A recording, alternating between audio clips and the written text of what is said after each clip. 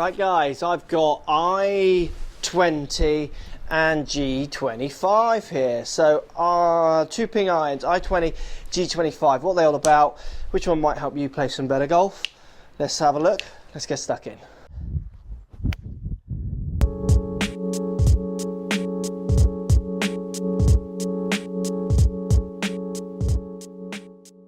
So we're going Ping i20 hitting up against the G25. Lots of people ask me about these two irons. So, I mean, the looks are quite different, and that's maybe where the biggest difference is, but we'll hit them and talk. We've got slightly thicker sole on G25 than we find on the i20, slightly slimmer. More chromy, kind of dull matte satin, white satin finish on i20 to this kind of much duller matte finish on the G25. Putting them down by the ball, G20 looks to have a longer head and definitely a thicker top line as well, so it's definitely cosmetically very different. i20 features the ferrule, which good players are used to and grown up with more. G25 no ferrule, more classic to Ping's roots and traditions.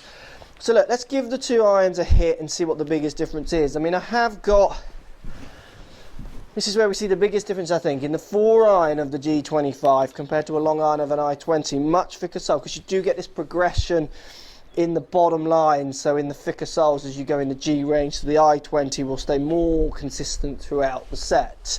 So look, let's give them a hit. Let's go with i20 to start us off.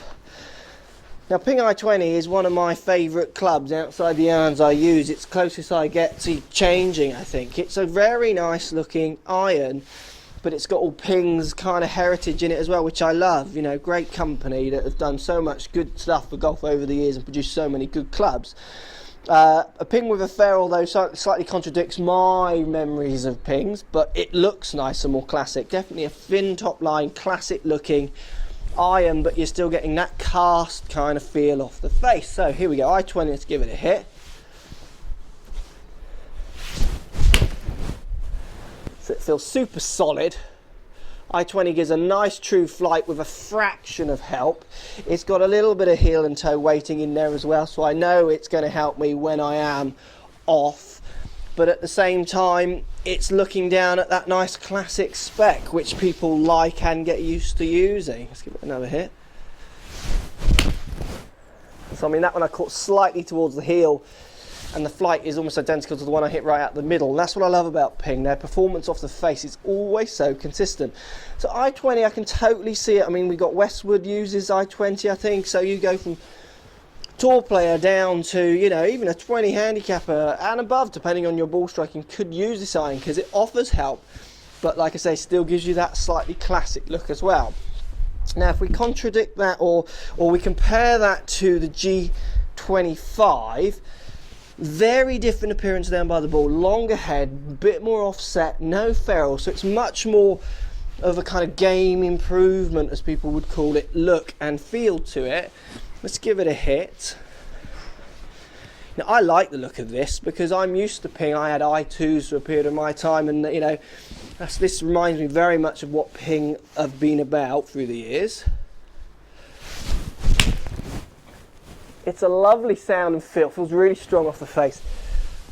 It offers a fraction more height, but when I strike them perfectly, these two clubs, if I get them, when I've tried them on the machines, the actual launch date, you'll be surprised, is very, very similar, like nothing in it. I do just feel if I wanted to push one higher with G25, I could, if I wanted to get over some trees, land softer, those kind of things.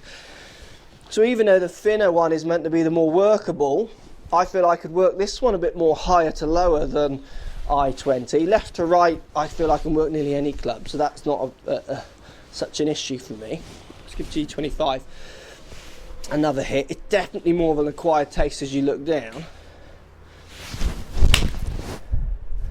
but it does feel so good. If anything, it sounds a fraction louder than i20 sounds, which then makes you feel like it's a bit louder, but so much help in this club around the outside, it does feel really helpful. Well, now the biggest difference, like I said at the start, is the 4 iron.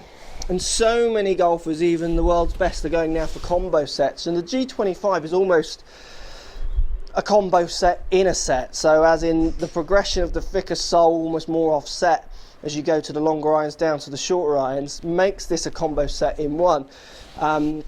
You know, the offset down by this 4 iron is big. The back of the club, I almost see it coming out the back.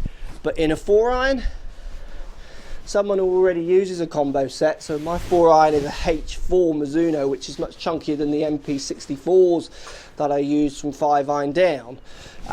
So, you know, I'm getting this and loving this, and for most of my customers, this is the way forward. Get the combo sets in the long irons. Why struggle with a thinner top line and bottom line on a 4 iron?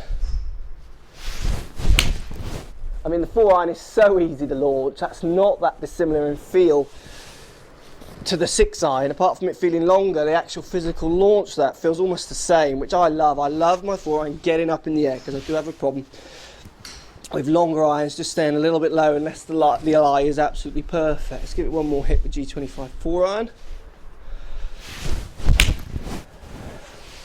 Oh, I could hit that all day. That is just such a good shot. That feels so nice off the face. So for me, i20 G25, there's not much in it. It's going to boil down to looks and what you feel you want in your bag. G25 arguably is going to offer a little bit more help. But I've had a couple of people speak to me about these clubs, come in the shop, and also people online talking to me, and they think there's going to be a massive difference. There's not. It's going to be so much more down to what you like the look and the feel of. The G25 is definitely more traditional Ping, so performance on launch, not looking for style, where i20 tries to keep that performance while offering some frills in its finish and its styling, thinner top lines to appeal for that more classic look that people sometimes desire. Through the whole bag though, if you want more help, certainly with launch going upwards, G25 would win it all day. For me, out of those 2 irons, I love them both. I could see myself using Ping G25s, no problem, because I'm already using them as a combo really, but just in a different company with a slightly different feel. Let me know what you think, guys. Have you tried both of these? Did you think they were similar or not? Let me know, post comments. i20, Ping G25, both of these could appeal to any range of handicap golfers. Definitely the G25 possibly just pushing it up to the slightly higher handicapper, a bit more than i20, because of that progression of the sole and the offset to help with the launch. Let me know what you think. Post comments. Thanks for watching, and we'll see you all soon. So if you like what's going on here, don't be afraid to subscribe to the channel. Also thumbs up the video, post comments. Love to hear what you guys got to say. Let's keep it social. The more we talk, the more we share, the easier this game will get for everybody. So if you want to find me on Facebook here, you can find me on Facebook. If you want to tweet me, find me on Twitter here as well. Just follow the links, all in the description. Come and join the show. Get active, get involved, get playing some better golf. Thanks for watching.